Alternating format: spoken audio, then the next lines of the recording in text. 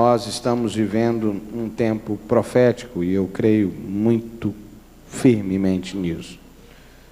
Domingo, Deus nos visitou de maneira muito especial. Na verdade, Deus tem nos visitado ao longo desse ano, que Deus disse que seria o ano do extraordinário. E nós temos vivido, de fato, o extraordinário na presença de Deus. E a percepção de que nós vivemos um tempo profético. E o que é um tempo profético? É um tempo onde Deus antecipa, Deus começa a trazer o futuro até a gente. O tempo profético é esse. Não é no sentido de previsão de futuro, não.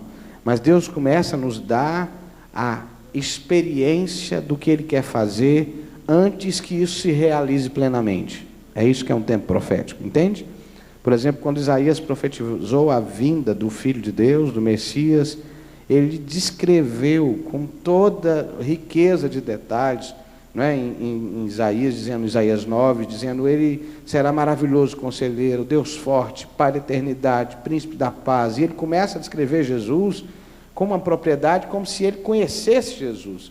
É porque, na verdade, ele conheceu profeticamente Jesus. Ou seja, foi revelado a Isaías a face de Deus através de Jesus.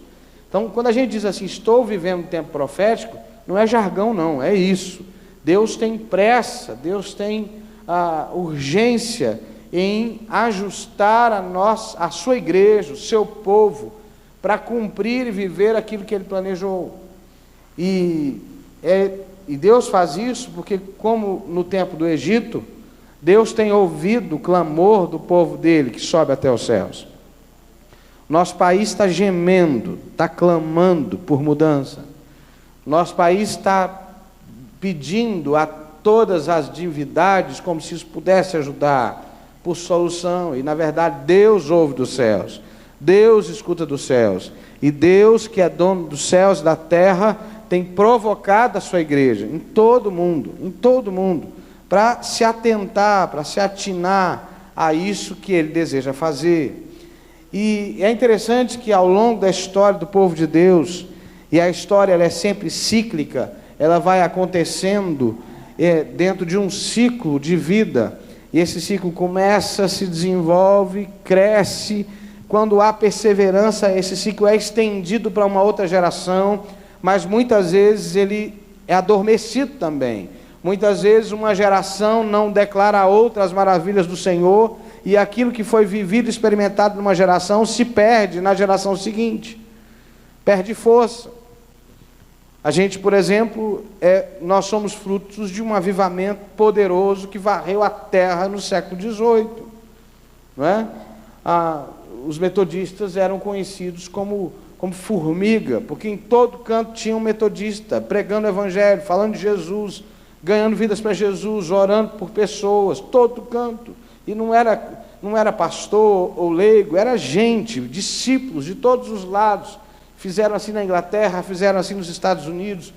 Mas com o passar dos anos, a gente vai ficando com algumas das conquistas e vai perdendo a essência. E a cada geração, Deus levanta uma geração que eu estou chamando aqui de geração apostólica. Em que sentido? Não é? Geração que reaviva os fundamentos dados aos apóstolos. A igreja de Atos dos Apóstolos é uma igreja que vivia segundo a doutrina dos apóstolos. Para eles que viveram próximos de Jesus, os fundamentos estavam muito claros, vívidos. É como alguém que participa da construção de uma obra e que tem todo o desenho do prédio na cabeça, que sabe onde passa a coluna, onde tem uma coluna aqui, onde tem uma coluna ali, a profundidade da sapata, sabe que tipo de ferro que foi usado, sabe quem foi o pedreiro, quem foram as pessoas que fizeram. Ele não precisa de esforço para saber isso, porque ele viveu, ele passou, ele sabe até dizer como era o plano original, o que tinha, o que não tinha, né, qual era a intenção, se aquela parede ali é estrutural ou não, porque ele viveu. Com o passar do tempo, as pessoas, as gerações próximas vão perdendo essa referência vivencial e começam a viver da história que outros contaram, e aí começa o problema. Então Deus vem e levanta uma geração apostólica, Uma geração que vai lá e dá um brilho nos fundamentos. Uma geração que vai lá e reaviva os fundamentos para que a igreja seja aquilo que ela nasceu e foi destinada a ser. Para que a igreja viva e cumpra o propósito que ela foi criada para cumprir. E eu sinto com muita firmeza no meu coração que Deus está fazendo isso a partir das crianças, a partir dos adolescentes, a partir dos idosos, a partir de gente de toda a idade. Deus tem despertado o povo para viver a manifestação da igreja, a manifestação dos filhos de Deus, não de uma forma religiosa, não de uma forma institucional, não de uma forma, ritualística, mas de forma viva, vivencial. Deus está levantando um povo que vai além do que os apóstolos viveram. Quantos creem nisso aqui? Amém, irmãos? Essa é a palavra. E se você acompanhar comigo, eu queria que você... Eu não vou ler o texto todo, João 14. Eu quero ler apenas 2 versículos, mas eu vou me referir ao capítulo inteiro. João 14, de 12 a 15. João 14, de 12 a 15, diz o seguinte, João capítulo 14.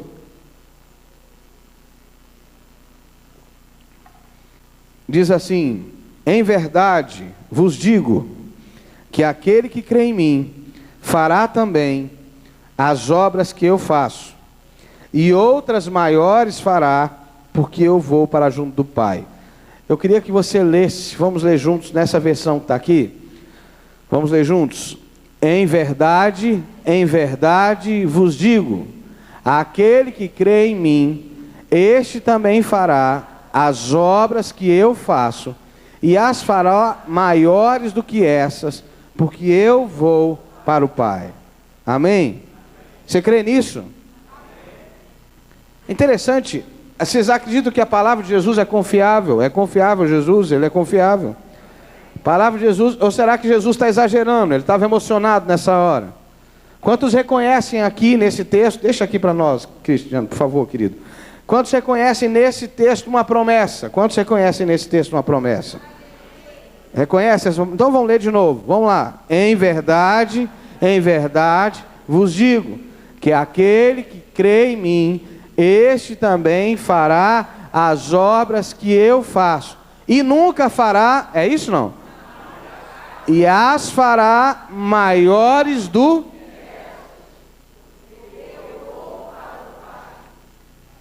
Fala com o teu irmão assim, está na hora de começar, vamos, fala com ele. Está na hora de começar a viver esse negócio. Amém? Amém? Está na hora da gente parar de perder tempo com o que não é reino, com o que não é vontade de Deus, e começar a viver essa promessa. Porque se Jesus é verdadeiro, e Ele é, tem um tempo extraordinário para mim e para você. A mim parece que de alguma maneira, irmãos, nós nos acomodamos num estado aquém deste, aquém do que este. A gente, por exemplo, fica feliz com o templo cheio, a gente fica feliz com um culto festivo, a gente fica feliz com uma música bem tocada, a gente fica feliz com uma pregação bem feita. Mas nós não nos inquietamos, não nos inconformamos com o fato de que a nossa vida está muito longe daquilo que Jesus prometeu. E Deus tem gerado um incômodo no meu coração, Deus tem gerado uma angústia no meu coração, uma sede no meu coração, porque se o meu Jesus disse que eu posso viver obras maiores, eu vou viver obras maiores. Amém ou não? Quantos creem que vão para o céu aqui? Deixa eu ver, quem é que vai para o céu aqui? Por que você vai para o céu, irmão? Fala para mim. Hein? Não estou ouvindo. Por que você vai? Pela graça? Mas quem falou para você que você vai para o céu? Hein?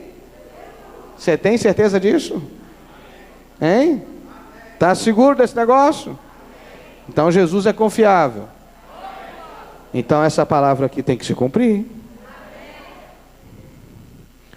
Porque se Jesus é verdadeiro para dizer que eu vou para o céu, Ele tem que ser verdadeiro também para dizer que eu posso fazer obras maiores do que Ele, nele e na presença dEle. Amém, irmãos? Então é por aí que eu quero começar com vocês nessa noite. Isso não é um sermão para empolgar a igreja, irmãos. é uma palavra, é uma direção de Deus para nós hoje, para esse ciclo novo que Deus está abrindo na nossa vida. E ele começa em João 14, no versículo 1, quando Jesus diz assim, no versículo 1, não se turbe, no versículo 1 desse mesmo capítulo, não se turbe o vosso coração, crede em Deus, crede também em mim. Na casa do meu Pai há muitas moradas. Se não for assim, eu vos teria dito, pois vou preparar-vos lugar. E quando eu for e vos preparar lugar, voltarei e vos receberei para mim mesmo, para que onde eu estou estejais vós também. E sabeis o caminho para onde eu vou. Disse-lhe Tomé, Senhor, não sabemos para onde vais. Como saber o caminho? Respondeu Jesus, eu sou o caminho, a verdade e a vida. Ninguém vem ao Pai, a não ser por mim. Sabe, queridos, o primeiro fundamento dessa geração apostólica que Jesus quer levantar no nosso tempo, tem a ver com viver em paz, nessa casa, nessa morada, nesse abrigo, nessa identidade que está em Jesus. Eu vou ser mais claro. A geração apostólica é uma geração que foge da ansiedade do controle, que foge da ansiedade de ter todas as respostas, que foge da tentação de Lúcifer, que é aquela tentação de querer ser igual a Deus e ter resposta para todos os problemas, ter resposta para todas as dificuldades. A geração apostólica é uma geração que encontrou em Jesus o lugar de paz. Amém, irmãos? Encontrou em Jesus o lugar de paz. Jesus diz assim, eu vou preparar lugar, eu vou preparar morada, eu vou preparar casa. E depois ele diz assim, eu sou o caminho. Porque Jesus sabia a angústia que os discípulos estavam vivendo, porque os discípulos estavam num misto de coisas. Eu preguei aqui domingo de manhã sobre a experiência dos discípulos que chegam em Jerusalém, adorando pelos sinais, pelas maravilhas. Mas esses mesmos discípulos, eles estão vivendo uma duplicidade de sentimentos, porque ao mesmo tempo que vai ficando claro, e cada vez mais claro, que Jesus é o Messias, que Jesus é a esperança de Israel, vai ficando claro também que Jesus tem um destino doloroso, que é a cruz, que é a morte. E aí, Jesus percebe essa angústia no coração deles. Jesus percebe essa duplicidade de sentimentos. Jesus diz assim, não fiquem ansiosos. Crede em mim.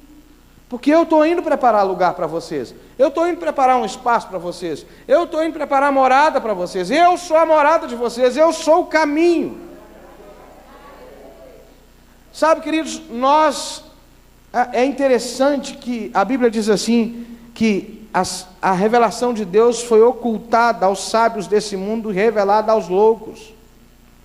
As coisas loucas do mundo para envergonhar os sábios.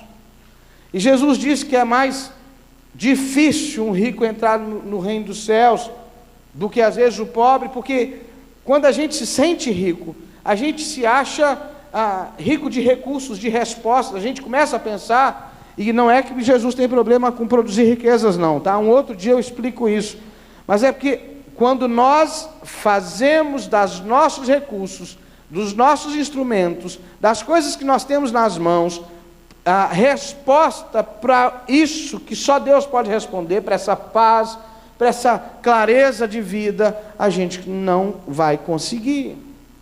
Porque riqueza, dinheiro, talento, capacidade, habilidade, intelectualidade, sobrenome, tempo de igreja, tradição, o que você quiser chamar, não é capaz de resolver o problema da identidade humana, não é capaz de dar ao ser humano um lugar seguro, um lugar de paz. E a geração apostólica é uma geração que encontra paz em Jesus, ou seja, Jesus passa a ser suficiente. Não tem nada mais do que Jesus, e não tem nada menos que Jesus. Jesus é tudo que eu preciso. Você pode dizer comigo? Jesus é tudo que eu preciso. Amém, irmãos? É fácil dizer amém para essa palavra, mas na prática, às vezes, nós vivemos outras coisas. Na maioria das vezes, a gente só vai a Jesus quando a gente já tentou de tudo quanto é jeito. Quem já não fez essa oração? Jesus, olha, eu estou vindo na tua presença, porque pastor, olha, não tem o que fazer, já fiz isso, já fiz aquilo outro, já e tal, então agora só Jesus, pastor. Mas era só Jesus desde o início, irmão. Sempre foi só Jesus. Desde o começo sempre foi só Jesus. Mas nós temos o perigo, o risco de cair na mesma cilada que Satanás caiu, que é a pretensão de nos sentirmos deuses, pessoas que têm em si mesmas as respostas. O humanismo que está aí, que está corrente há quase 300 anos no nosso meio, é exatamente isso. O homem é o centro de tudo, o homem tem resposta para tudo, o homem sabe tudo, o homem está no topo do universo. Não é isso. Jesus é o centro da vida, Jesus é o fundamento da vida, Ele é o alfa e Ele é o ômega, Ele tem a palavra certa, Ele é a resposta que a gente precisa. E a gente precisa então desse encontro com Jesus. Talvez hoje você vai precisar aceitar Jesus de novo, porque talvez na primeira vez que você aceitou Jesus, você aceitou só para ir para o céu. Porque alguém disse para você que se você não aceitar Jesus, você ia parar no inferno. Talvez você aceitou Jesus só para se livrar de um vício. Talvez você aceitou Jesus só para resolver seu casamento. Talvez você aceitou Jesus só para resolver a tua vida profissional. E aí Ele resolveu. E você continua senhor das outras coisas. Jesus quer ser senhor da sua vida inteira. Jesus quer ser suficiente para você. A situação começa a apertar e muitos discípulos saem de perto de Jesus.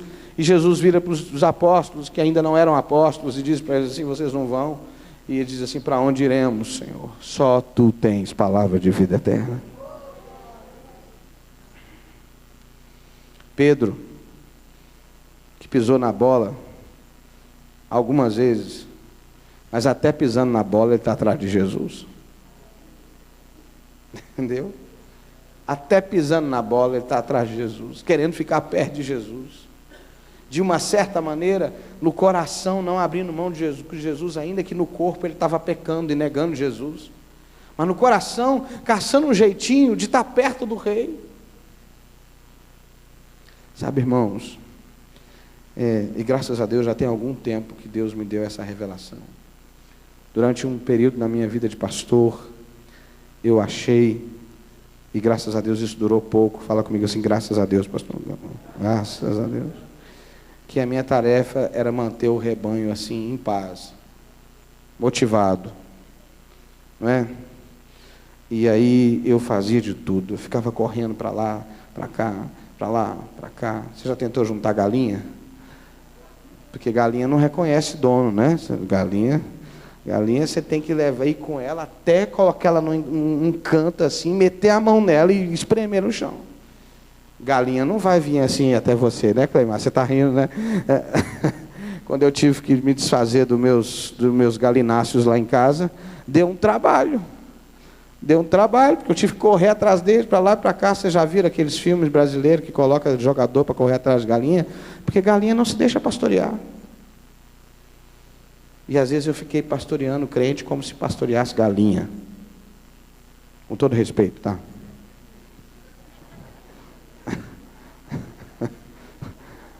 No sentido de ficar tentando cercar de lá e para cá, colocar o crente contra a parede, dizer assim: aí você vai ou não vai? Como é que é? Você vai tomar posição ou não vai? E cercava daqui, de vez em quando pegava pelo pescoço mesmo. E lá em casa eu tinha um galo, não vou falar o nome dele, né? Porque alguém pode ser xará dele aqui e achar ruim. Que eu chegava no quintal, ele queria brigar comigo, queria me bater.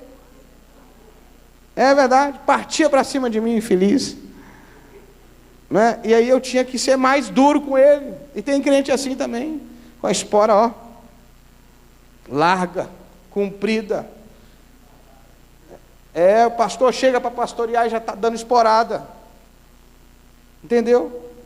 E eu achava que o meu papel era ficar cercando, né?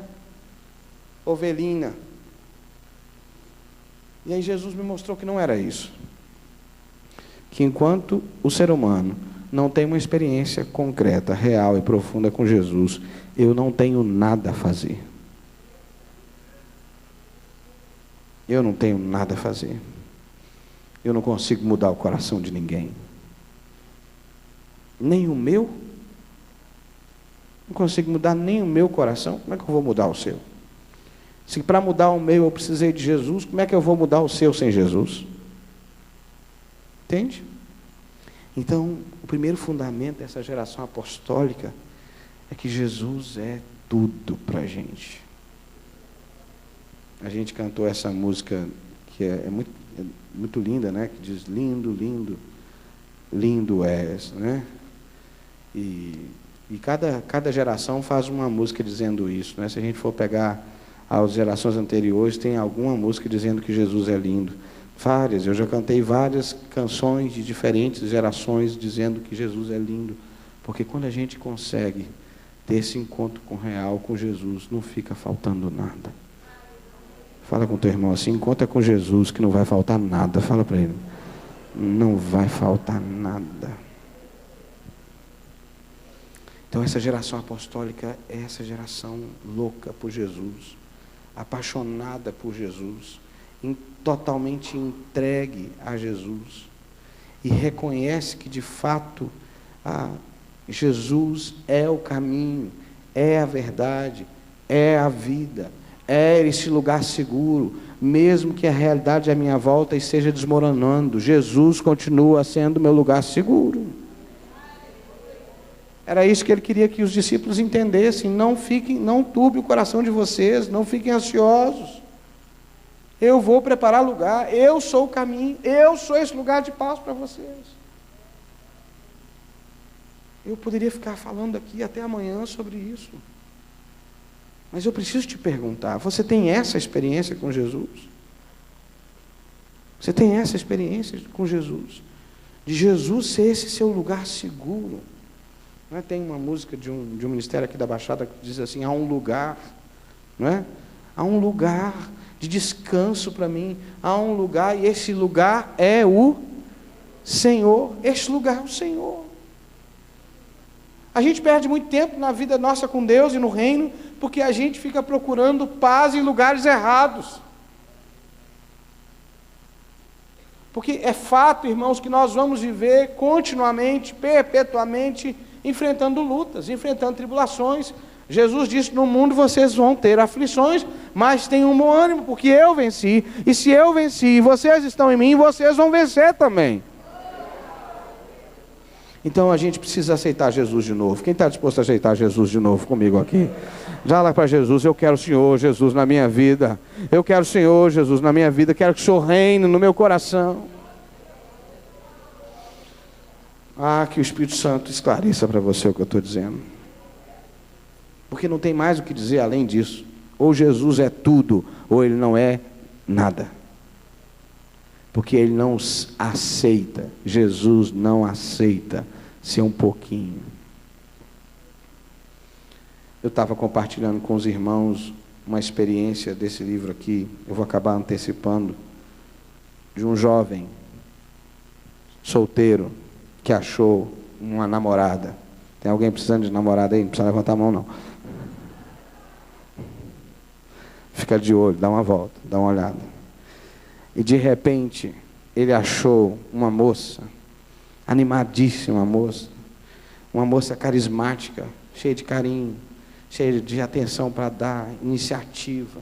Sabe aquela pessoa?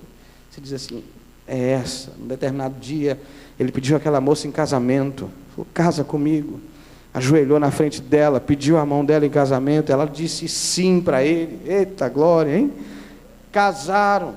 E a vida dele mudou radicalmente, porque ele casou com aquela moça. Ele disse assim, afinal eu achei, como Adão, né? Essa afinal é osso dos meus ossos, carne da minha carne. Quem já disse isso aqui? Quem já achou a varoa sua aí? Quem já achou? Cadê os varões aí? Tá aí, varão? Levanta a mão em nome de Jesus, né? Não é essa igual a da história que eu vou contar não, mas a varoa de Deus na sua vida, né?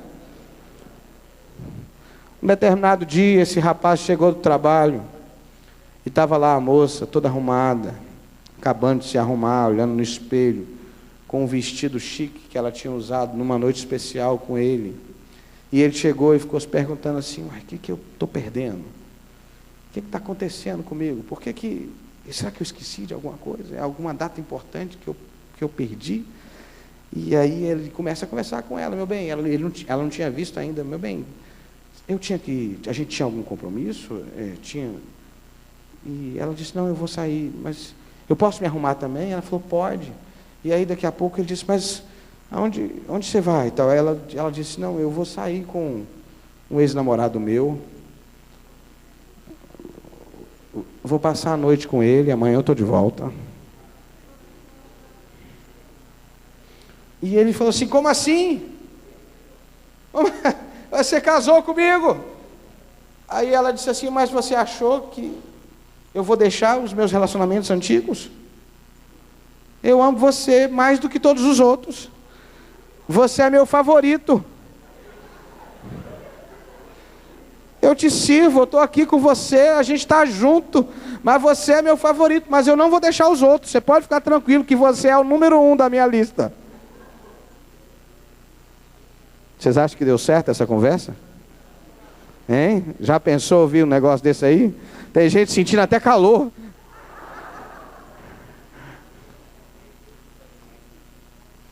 Tem gente que trata Jesus assim.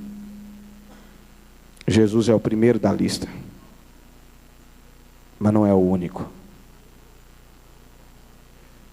Entendeu? Chega para Jesus e diz assim: seu lindo, fica aí que eu já volto. Entendeu? O senhor pode ficar tranquilo que o seu lugarzinho está guardado, Jesus. Mas eu vou ali, ó, com meus outros amores, me prostituir e adulterar. Entende, queridos? Jesus não se satisfaz em ser o primeiro. Ele é único na sua vida. Ele precisa ser único. Porque enquanto ele não for único, nós não vamos viver e usufruir do que ele tem para nós. Quer respirar? Acho que eu preciso dar uma respirada também. Feche seus olhos. Bate um papo com Jesus aí.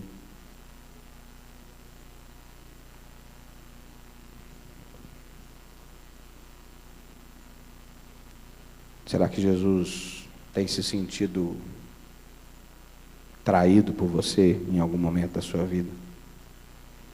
A geração apostólica tem uma aliança com Jesus, única e irrevogável, com o Senhor da sua vida e da igreja. O segundo fundamento dessa vida com Deus tem a ver com os versículos que nós lemos. Jesus afirma com toda a força: aquele que o recebe como Cristo vai fazer não apenas as coisas que ele fez, mas ainda fará coisas maiores. Maiores. E ele lembra assim: se me amais, guardareis os meus mandamentos. Eu fico pensando, irmãos, no quanto nós ainda podemos viver, no quanto nós podemos ainda conquistar, se apenas assumirmos essa promessa como verdade. Essa promessa de Jesus é extensiva a nós, ela chega até a gente. Então, se Jesus é verdadeiro, e Ele nos deu vida, Ele traz a vida de Deus para nós. E se a vida de Deus é chegada a nós, nós temos autoridade para profetizar, para curar, para ministrar salvação, para manifestar a vida de Deus nessa terra. Mas tudo começa com Jesus, com eu me perceber aliançado com Jesus. E porque eu estou aliançado com Jesus, então eu vou viver a vida de Jesus. Porque é impossível você se casar com uma pessoa e não viver a vida dessa pessoa que você se casou. Você vai sendo alterado pelo relacionamento que você tem com essa pessoa. Eu, graças a Deus, sou muito melhor do que quando eu casei. Quem tem essa experiência aqui? Minha mulher é uma bênção na minha vida, porque ela me estimula a crescer o tempo inteiro, no amor e às vezes, né, assim, no acocho mesmo, né? A Ângela me desafia muito, e eu dou graças a Deus. Mulher, você não vai estar fazendo muito se você ficar idolatrando seu marido e deixando ele encobrindo os erros dele. Seja instrumento de Deus para ajudar o seu marido a crescer. E a recíproca é verdadeira também. Os homens não vai fazer um bom casamento de ficar idolatrando sua mulher e colocando ela como uma, sabe, aquela imagem de escultura lá, imaculada lá, intocável. Se você fizer isso, você vai colocar num lugar tão alto, que vai chegar uma hora que você não vai nem querer tocar nela. Porque a gente se relaciona com pessoas de verdade. A gente não se relaciona com ídolos, a gente se relaciona com pessoas. E quando eu me relaciono com Jesus, eu sou drasticamente alterado pela vida dele. E a vida dele começa a definir a minha vida. Entendeu? Começa a definir a minha vida. Eu começo a ter o olhar de Jesus, eu começo a ter a percepção de Jesus. A Bíblia diz que nós temos a mente de Cristo. Deus começa a contar com a gente para sermos as pernas dele nessa terra, os braços dele nessa terra, os olhos dele nessa terra, a boca dele nessa terra. A questão é se nós queremos ou não ser essa geração apostólica que vive a vida de Deus na terra. Isso não será feito pelo nosso esforço, isso não será feito pela nossa força, isso vai ser feito na medida que a nossa aliança com Deus se entrelaça cada vez mais, se fundamenta, se fortalece. Você já viu fogo de palha? Já? Fogo de palha dura muito pouco, muito rápido. É quando o crente quer virar, né, Jesus da noite para o dia, achando que vai fazer acontecer na força do seu braço, porque está falando, não é assim, não é assim.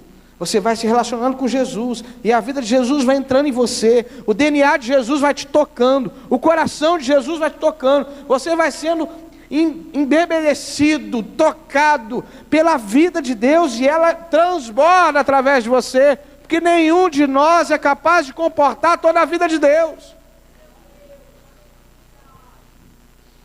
Só que a glória de Deus não enche copo sujo, irmãos. A glória de Deus não enche copo sujo, precisa ter arrependimento, precisa ter quebrantamento, precisa ter vida transformada. Eu dizia para o meu filho hoje, dizia assim, filho, o pior erro que um ser humano pode cometer é errar e não aceitar que errou.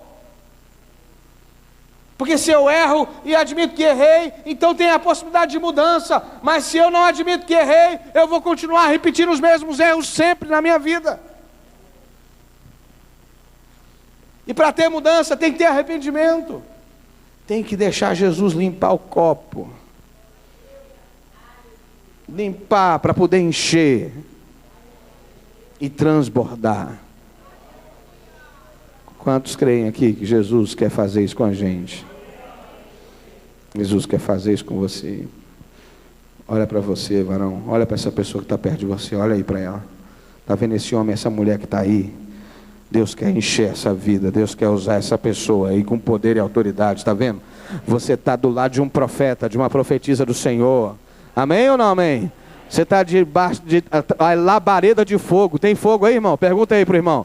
Tem fogo aí, irmão? Tem? Tem fogo, é labareda de fogo, ministro de Deus, do Senhor dos Senhores. Você é servo do Senhor dos Senhores. Vocês viram agora recentemente que os Estados Unidos e 24 países expulsaram os embaixadores da Rússia dos seus países. Viram?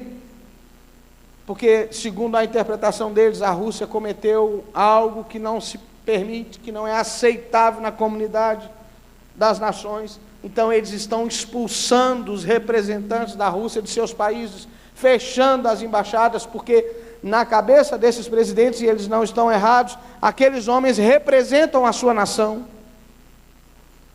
Em qualquer embaixada que você vai, a embaixada é a própria nação. Se você está no estrangeiro, você está nos Estados Unidos e você está dentro da embaixada, lá dentro da embaixada vale a lei do Brasil e não dos Estados Unidos. Lá dentro da embaixada vale, você é cidadão brasileiro, então você é protegido pelas leis brasileiras dentro da embaixada. A embaixada então é uma extensão do país em outro.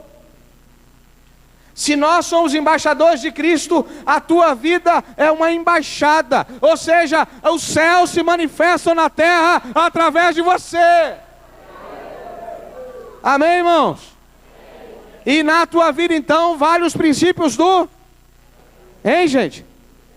Me ajuda. Na sua vida, vale os princípios do céu. O diabo pode entrar lá na embaixada do céu? Hein, irmãos? Pode ou não pode? Nem que ele venha arrumadinho, cheiroso, hein? Com a conversa mole para cima de você. Ele pode entrar na embaixada dos céus? Não pode não, irmãos, não pode não. Porque na embaixada dos céus só entra lavado e remido pelo sangue do Cordeiro.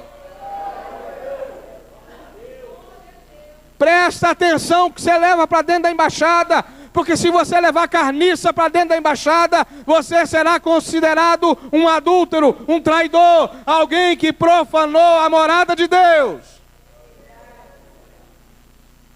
Não leve imundícia para a embaixada dos céus. Lembra que na embaixada dos céus mora o Santo dos Santos, Senhor dos Senhores, o Rei dos Reis. Ele aceita pecador arrependido, mas não aceita pecador mentiroso. Entendeu? Você está entendendo, querido? Eu não sou melhor que você, mas a gente precisa ser honesto com as nossas misérias. A gente precisa ser honesto com as nossas mazelas. A geração apostólica é uma geração que tem consciência que é morada de Deus aqui nessa terra.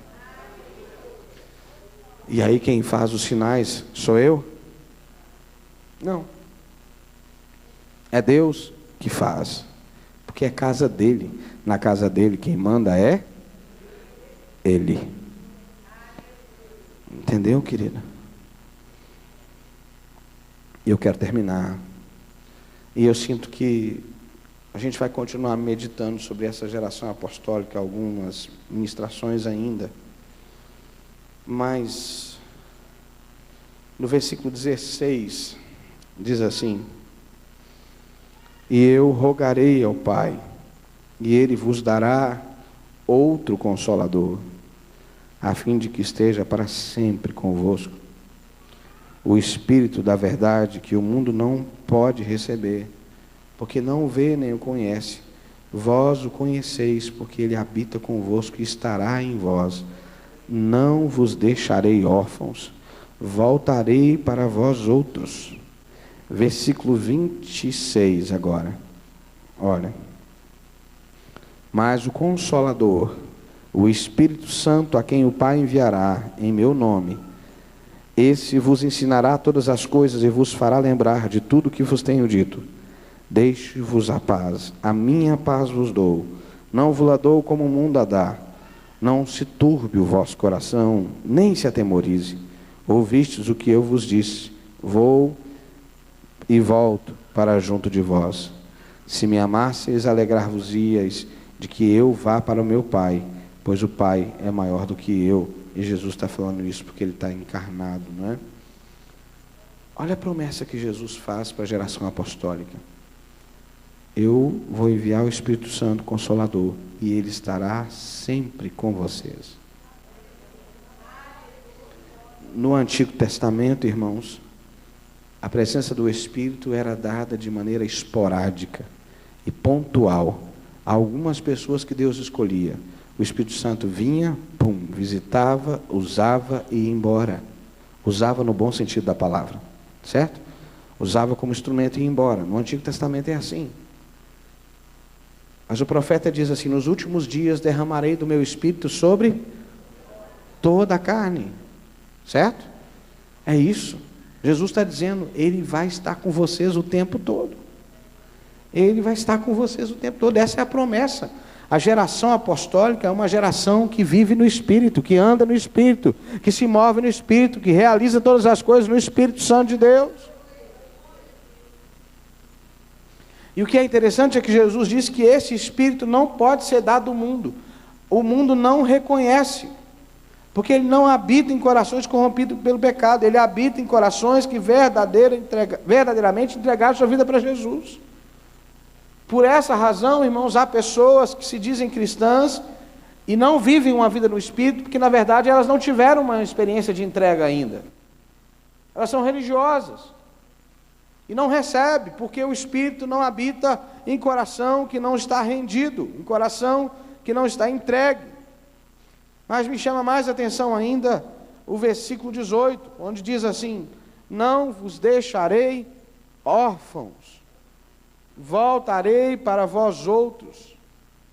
Jesus está dizendo assim: a geração apostólica é quebrado o jugo da orfandade. Eu não sei se você consegue entender o que significa essa orfandade espiritual. Eu não quero falar aqui da orfandade biológica, afetiva, quero falar da orfandade espiritual. O órfão espiritual é alguém que não sabe o propósito da sua vida.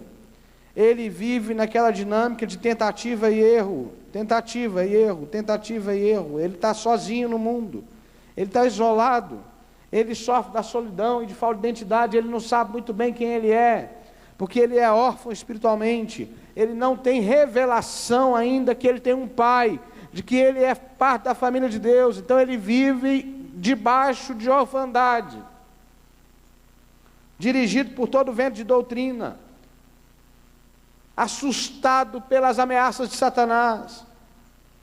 Mas na verdade, quando o Espírito vem, esse jugo de orfandade é quebrado, porque Jesus diz assim no versículo 26, Ele vos ensinará todas as coisas, e vos fará lembrar tudo que eu vos tenho dito.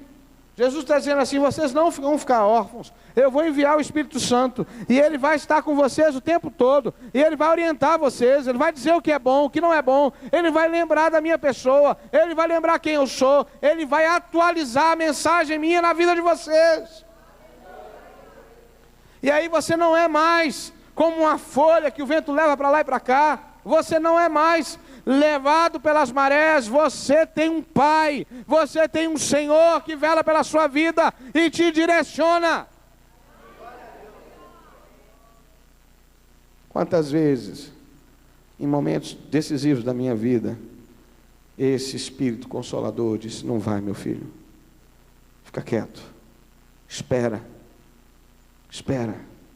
e o coração cheio de carne e de sangue, dizendo assim: eu tenho que fazer alguma coisa, e o Espírito Santo dizendo: não, meu filho, espera, suporta, afronta, aguenta, porque eu estou contigo.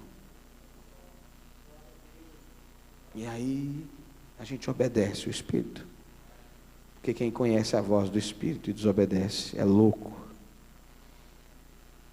E às vezes a gente comete loucuras, custa sempre muito caro, mas o Espírito adverte, orienta.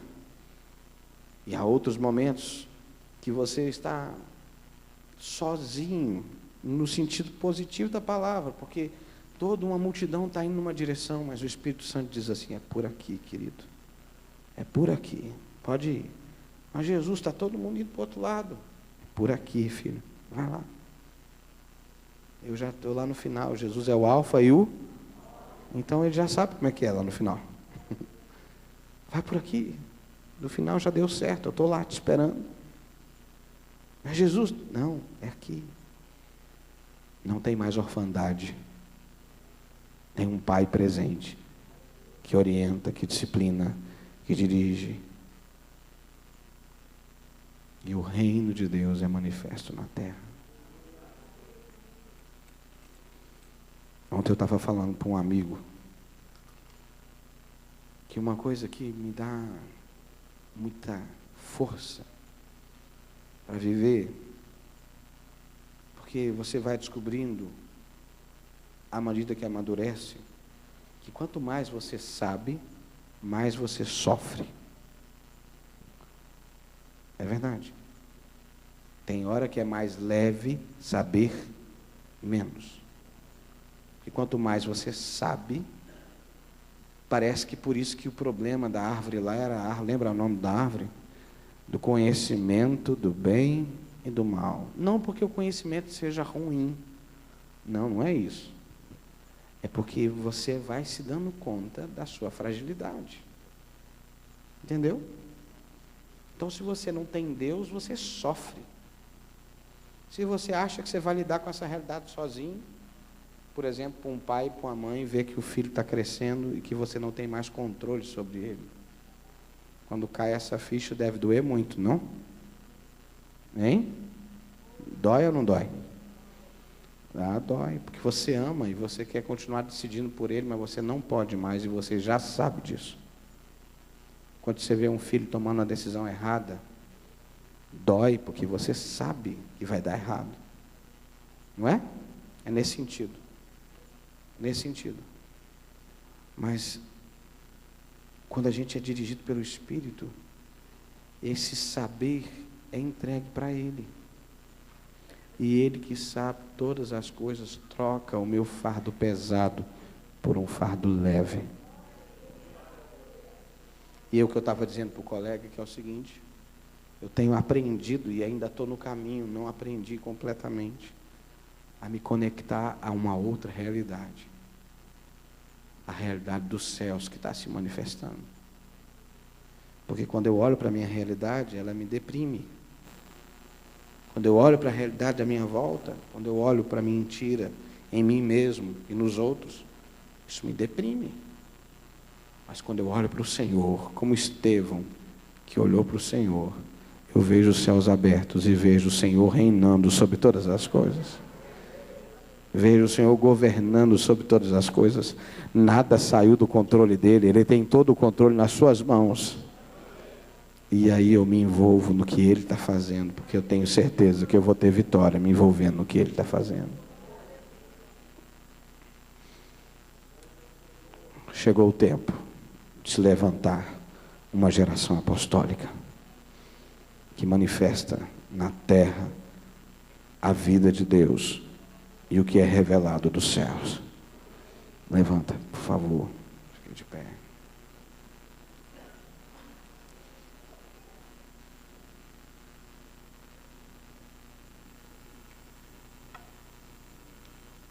Querido, é com muito temor de Deus que eu compartilho essa palavra com você.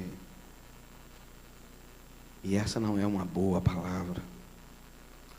Isso é uma revelação de Deus para nós. E você agora é responsável por essa revelação. Você está debaixo dessa revelação, como eu. E você pode aceitá-la e submeter, ou você pode negá-la e sofrer as consequências.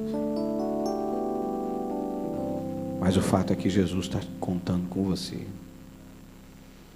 E se você quer se alistar nessa geração que vive desse jeito, que Jesus é tudo para você, que crê e quer manifestar na sua vida a vida de Deus, e que quer ter uma vida no Espírito e pelo Espírito, eu quero te convidar a vir ao altar.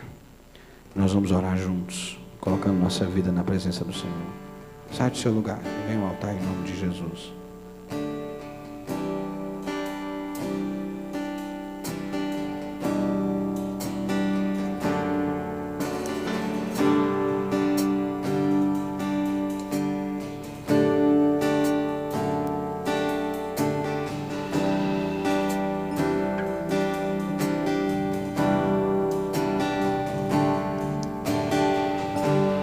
Não se turbe o vosso coração, crede em Deus e também em mim.